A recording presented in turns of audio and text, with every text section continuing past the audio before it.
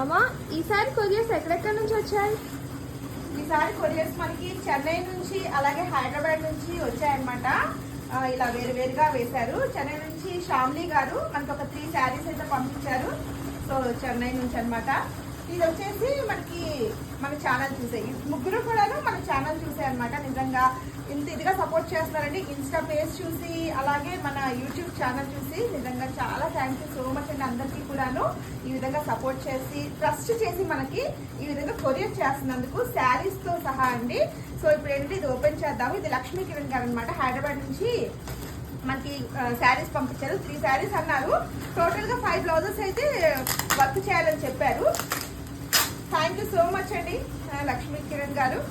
ఇది ఓపెన్ చేద్దాం. అయ్యో కింద పడిపోయింది.